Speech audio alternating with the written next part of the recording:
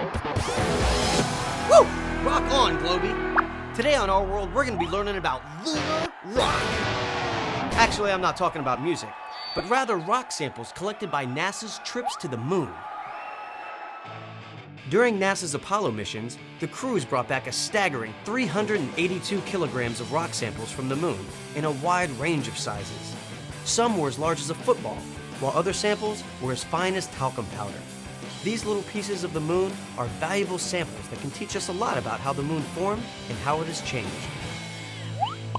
So where does NASA keep all of these samples from the moon? Well, they built a special building to house the samples, the Lunar Sample Laboratory Facility at NASA's Johnson Space Center in Houston, Texas. The Lunar Sample Laboratory Facility provides a secure, controlled place for the lunar rocks to be stored. Keeping the lunar samples from being contaminated by earthly materials is important because these samples are still studied by scientists all over the world. In fact, the Lunar Sample Laboratory Facility is kind of like a library for moon rocks. These priceless lunar samples are checked out by scientists, carefully studied, then sent back to the facility. As you might imagine, sending moon samples around the world without getting them contaminated is a tough job. Our World traveled to NASA's Johnson Space Center to see where the lunar rocks are stored and who takes care of them. This facility was so clean that our crew had to wear special suits to keep from contaminating where the moon rocks are housed. My name is Andrea Mosey, and I'm a principal scientist in the Lunar Sample Facility. On a daily basis, I work on moon rocks. Yeah! We house the rocks that were brought back from the 6 Apollo missions. We actually curate them here at Johnson Space Center in our Lunar Sample Facility. Miss Mosey, I understand it's very important to keep the lunar samples pure so that they can be accurately studied by scientists. So, how do you store them?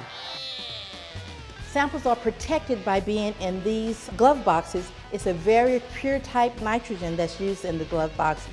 We don't touch the samples except with the tools that we have, which are stainless steel, aluminum, Teflon, or with a Teflon glove. We're in the business of protecting these precious gems, which are from the moon, from all earthly type materials.